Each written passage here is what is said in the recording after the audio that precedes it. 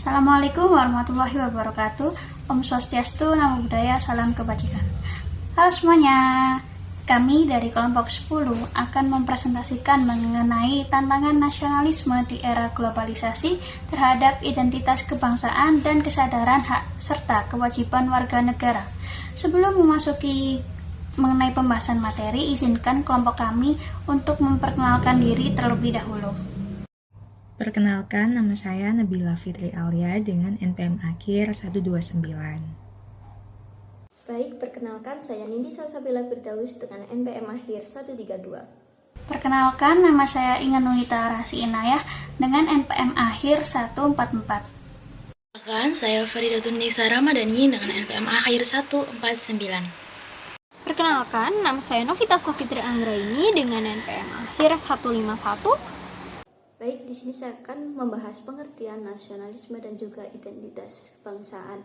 Nah, apa sih nasionalisme itu? Secara mendalam, nasionalisme itu bukan sekedar memakai batik atau mengunggah foto bendera di media sosial. Nah, nasionalisme ini merupakan sebuah kesadaran ideologis. Ini merupakan kondisi batin di mana seseorang itu merasa memiliki ikatan emosional yang kuat dengan tanah airnya. Nah, dari sudut pandang politik, nasionalisme ini dianggap sebagai prinsip bahwa negara dan bangsa itu harus selaras. Kemudian, apa sih identitas kebangsaan itu? Nah, identitas kebangsaan merupakan tanda pengenal kita sebagai sebuah bangsa. Nah, jika manusia punya KTP, maka bangsa itu punya identitas kebangsaannya. Nah, identitas ini berfungsi untuk membedakan bangsa Indonesia dengan bangsa yang lain. Nah, identitas kebangsaan ini meliputi seperti simbol-simbol negara, seperti halnya bahasa Indonesia, kemudian bendera merah putih, kemudian lagu Indonesia Raya. Nah, dalam identitas kebangsaan juga mengandung unsur substansial seperti nilai-nilai budaya, kemudian adat istiadat dan juga Pancasila yang mana ini menjadi karakter dasar dari orang Indonesia, seperti halnya sifat gotong royong dan juga ramah tamah. Baik, di sini saya akan membahas ciri-ciri nasionalisme Indonesia. Nah, nasionalisme Indonesia itu unik karena tidak lahir dari kesamaan ras seperti Jerman atau agama seperti beberapa negara yang ada di Timur Tengah sana. Nah, ciri khasnya meliputi seperti halnya Bhinneka Tunggal Ika, yaitu multikultural. Nah, ciri utamanya adalah menerima kemajemukan. Nasionalisme kita adalah nasionalisme sipil, yang artinya siapapun kamu, apapun sukumu, selama kamu itu warga negara Indonesia, maka kamu adalah bagian dari bangsa ini. Nah, kemudian yang kedua yaitu anti-chauvinisme atau nasionalisme humanis. Nah, kita tidak menganut chauvinisme atau paham yang menganggap bangsa sendiri itu paling hebat dan merendahkan bangsa lain. Nah, kita ini nasionalisme Indonesia ini justru menjunjung tinggi persaudaraan di dunia, yaitu internasionalisme sesuai dengan sila kedua dari Pancasila kita. Kemudian yang ketiga berlandaskan nilai ketuhanan. Nah, nasionalisme kita bukan nasionalisme sekuler ekstrim. Nah, kita ini mencintai negara karena meyakini bahwa kemerdekaan ini adalah berkat rahmat Tuhan Yang Maha Esa. Nah, kemudian yang keempat yaitu bersifat defensif aktif. Artinya kita tidak berniat menjajah bangsa lain, namun akan sangat keras dan bersatu jika ada pihak asing yang mencoba mengganggu kedaulatan dari wilayah kita ini. Baik, di sini ada hubungan nasionalisme dengan keutuhan NKRI. Nah, ini adalah bagian paling krusial. Mengapa demikian?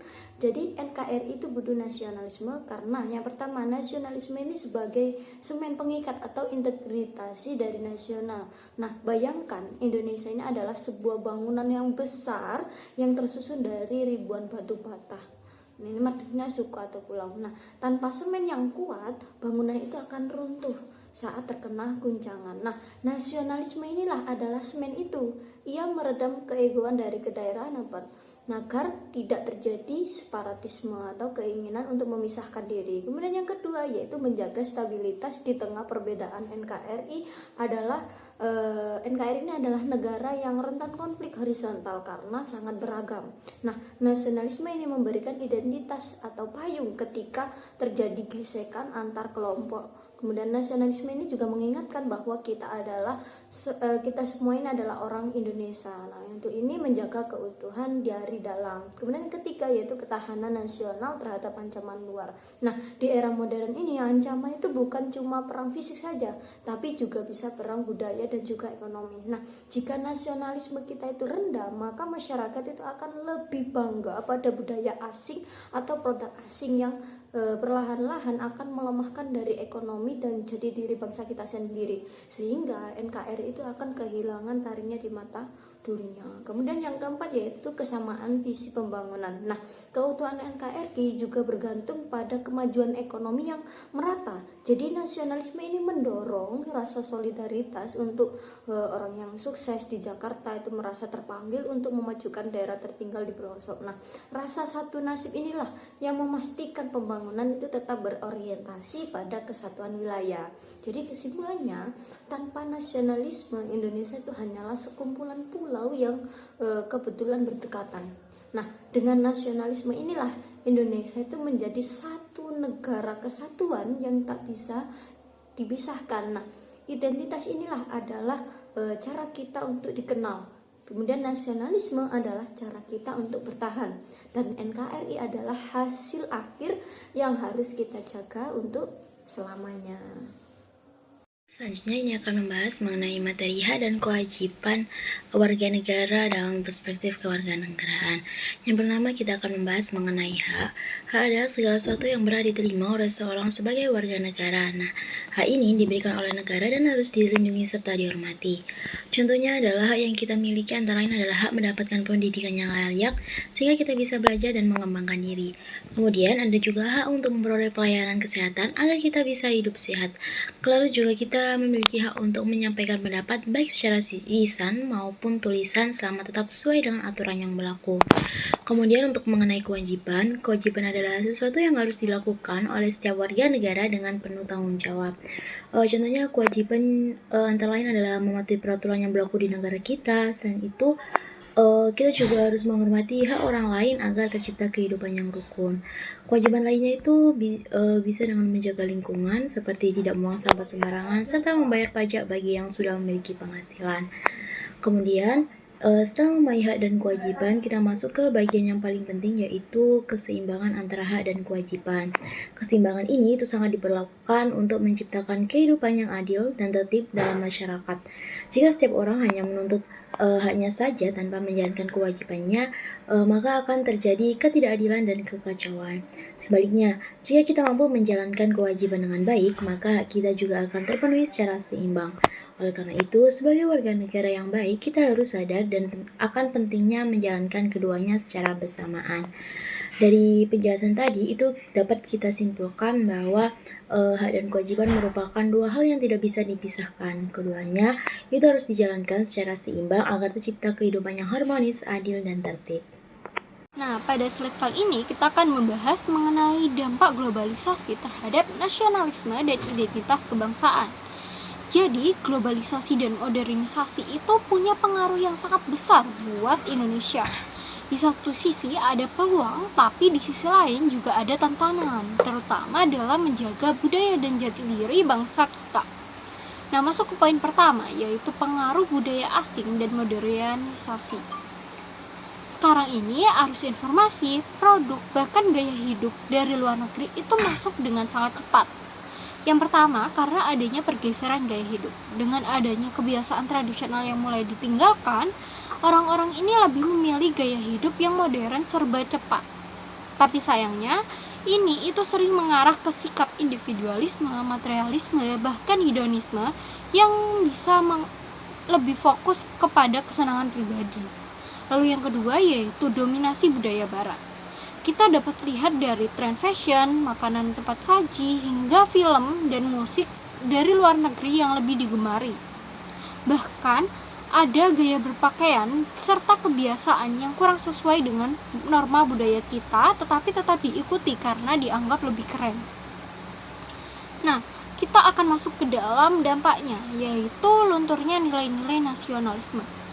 Yang pertama ada disorientasi jati diri.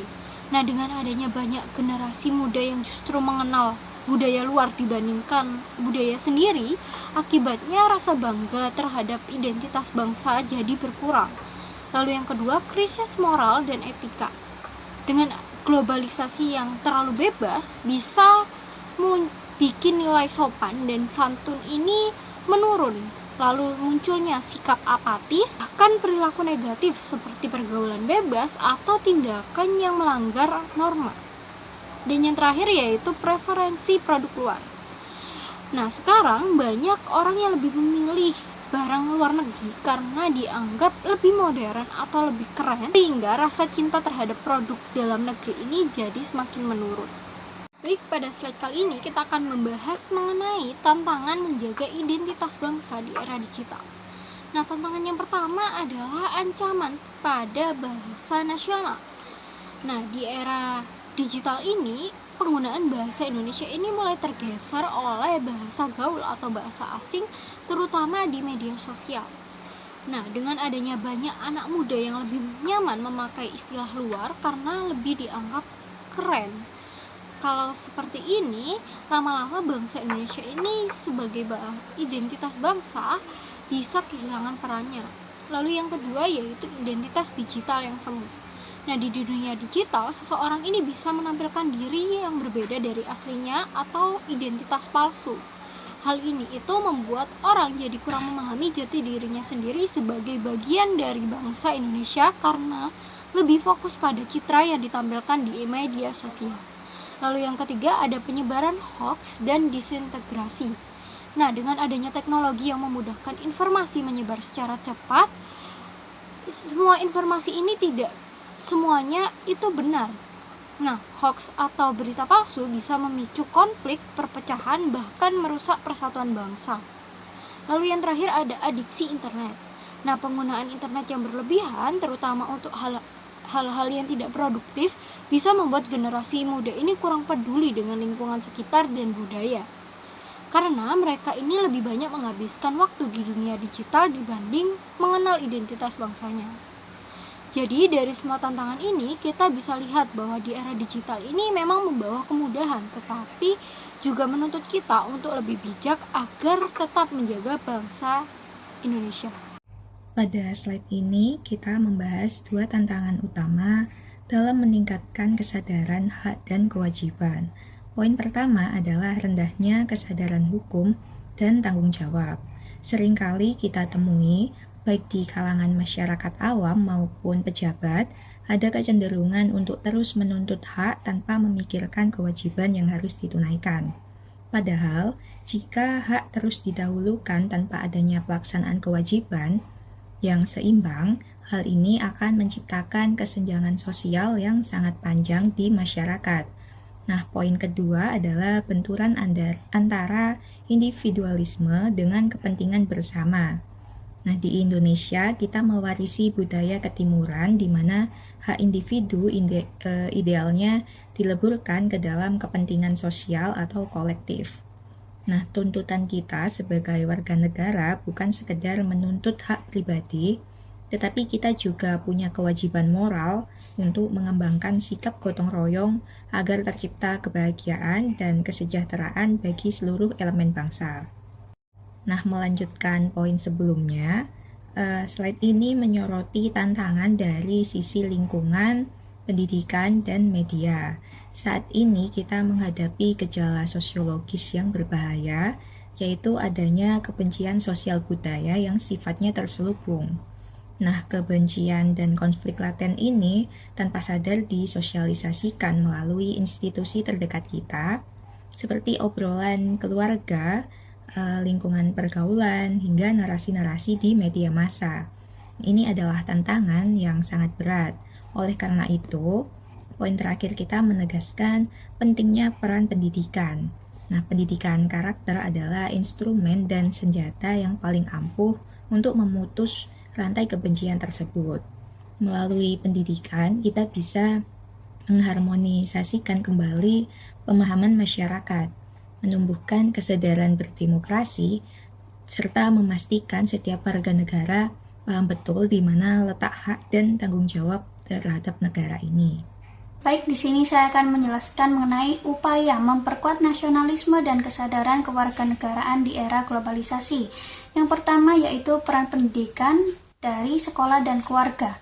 Sekolah dan perguruan tinggi berperan dalam menanamkan nilai nasionalisme melalui pendidikan bela negara yang kontekstual dan berbasis teknologi digital menurut Hairani et al. Tahun 2026.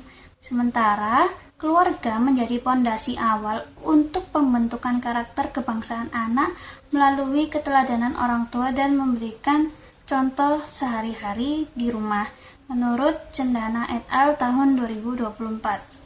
Kemudian yaitu mengenai peran generasi muda, di mana generasi muda ini berperan sebagai agent of change yang tidak hanya menjaga nilai kebangsaan secara fisik, tetapi juga berkontribusi aktif dalam menciptakan ruang digital yang sehat sebagai wujud bela negara modern menurut Hairani et al. Tahun 2026 serta Cendana et al. Tahun 2024.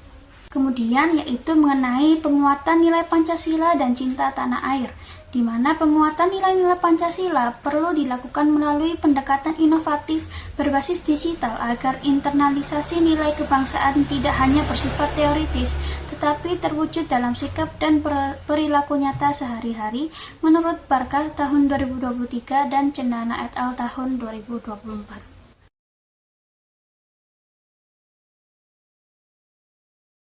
Baik, sekian pemaparan materi dari kelompok 10. Terima kasih atas perhatiannya. Mohon maaf jika terdapat kesalahan kata. Wassalamualaikum warahmatullahi wabarakatuh.